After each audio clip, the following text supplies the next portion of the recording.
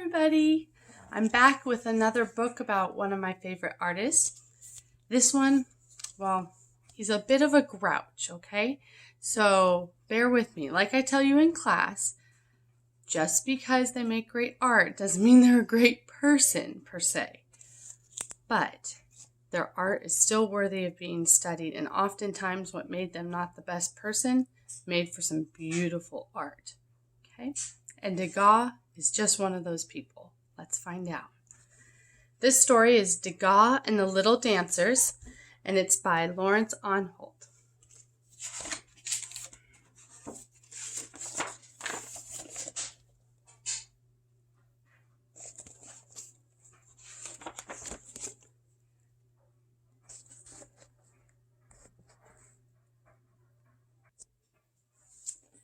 In the middle of a big room in a famous art museum is a beautiful sculpture of a little dancer.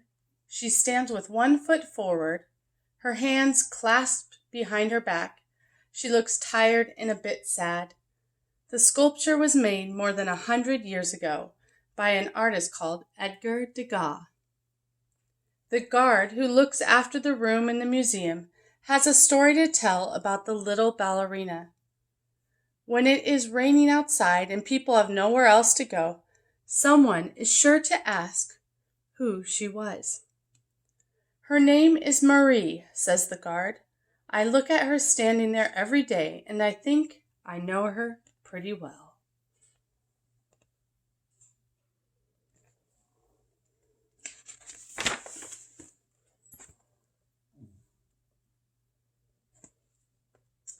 Marie and her parents were very poor. But Marie dreamed of only one thing. She wanted to be a dancer, not just any dancer. She wanted to dance at the Paris Opera House. She wanted to be the most famous ballerina in the world. Marie's father was a tailor, and her mother took in laundry. They worked hard and saved their money until the day Marie was ready to take the entrance exam for the big ballet school. Her father made her a special tutu, and her mother wished her luck and tied a long peach-colored ribbon in her hair.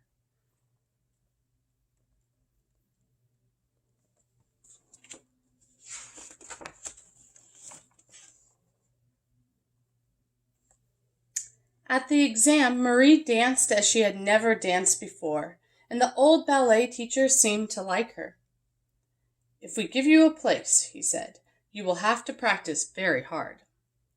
I know, said Marie. I want to be the most famous dancer in the world.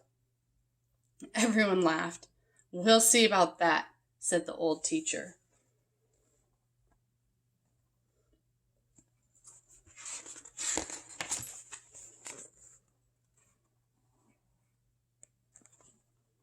It was the most exciting day of Marie's life.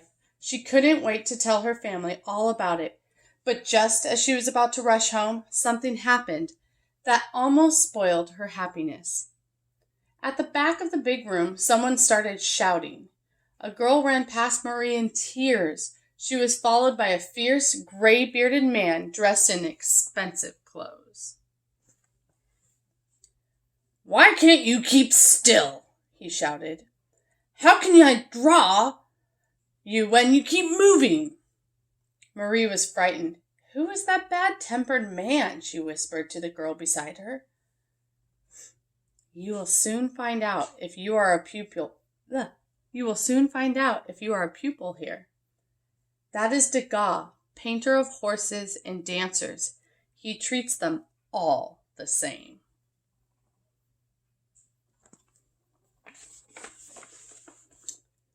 At the museum, a large crowd has gathered around the statue of the little ballerina.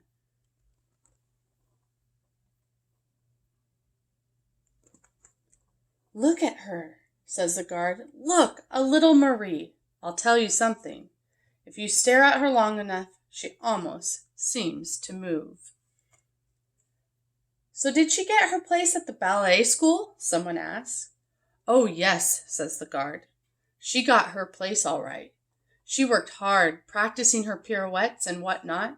In fact, she became so good that the old teacher began to talk about giving her the star part in the Christmas ballet at the Opera House.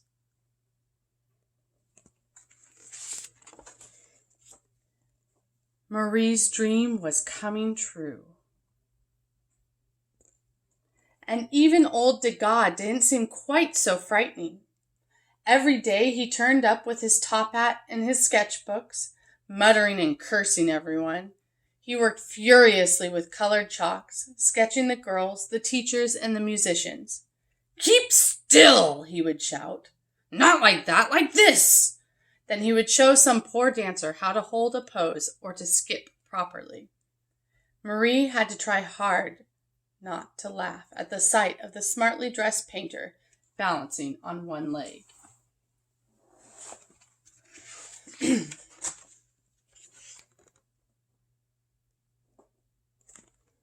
Sometimes Marie caught a glimpse of his sketches, and what she saw made her gasp. The drawings almost glowed with color. There were studies of all the girls, but they didn't look like ballet stars. Degas had drawn them chattering, stretching, tying their laces, adjusting their straps, even reading a newspaper.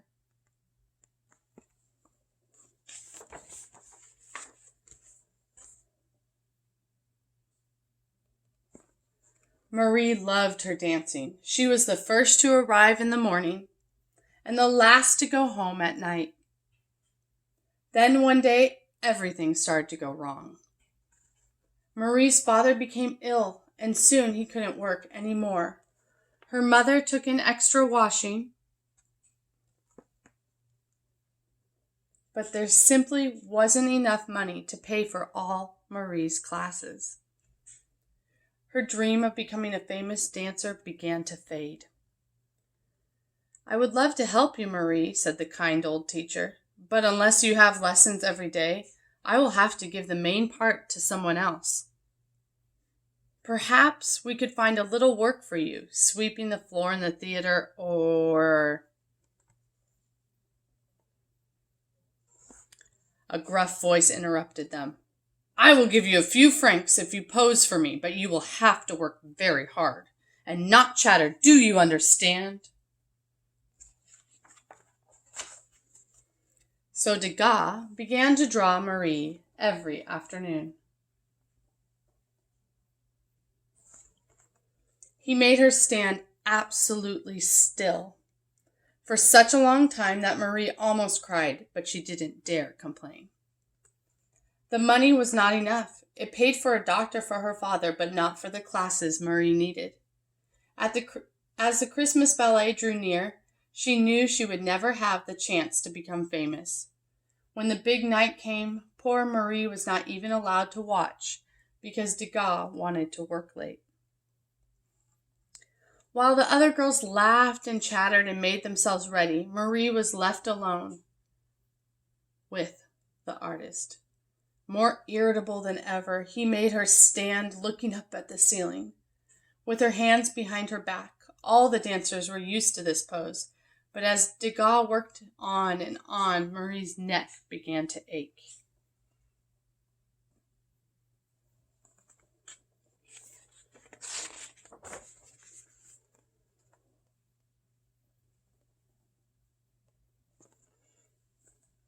It was getting late. "Excuse me, Monsieur Degas," Marie whispered. "I will have to go home soon. My father is ill and my family will be worried."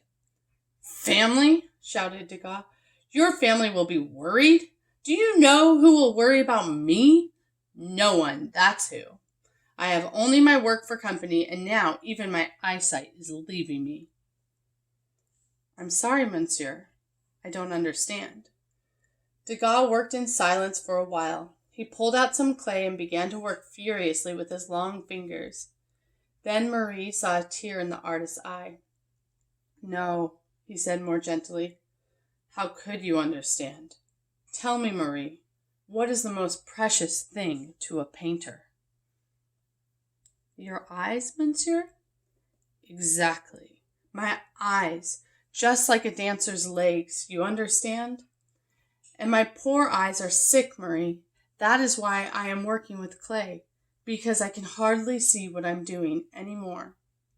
Suddenly, Marie felt very sad for the bad-tempered artist. Could this be why he was always angry? "I'm very sorry," she said. Then Degas did something Marie had never seen him do before. He looked up at her and smiled. "I am sorry too, Marie," he said, "but look at the sculpture. This will be the best thing I've ever done. Thank you, my little dancer. Now you must go home." Marie stepped down. Her legs were weak. She untied the peach-colored ribbon from her hair and gave it to the old artist. Then she put away her dancing clothes and ran home to her family.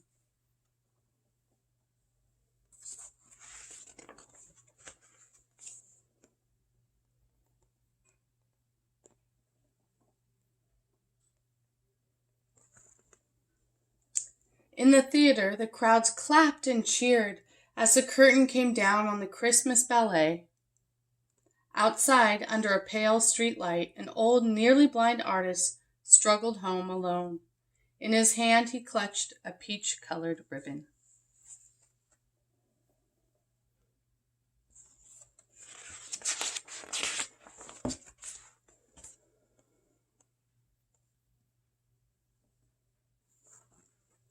"And so she never did find her dream?"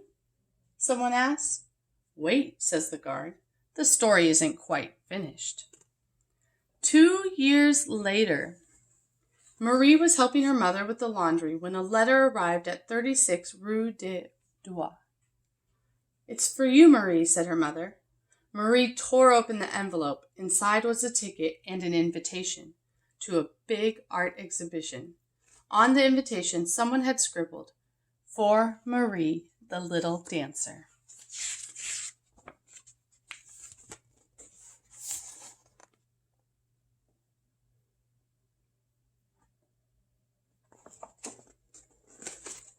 Marie and her mother went to the show.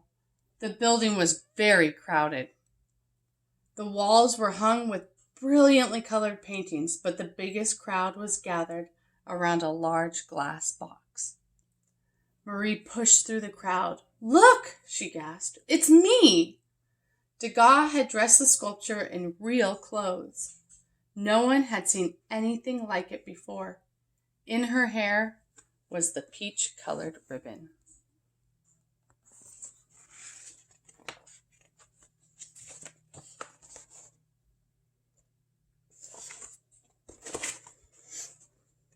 At the museum, the last person has gone home, and the guard wipes a little dust from the dancer's shoe.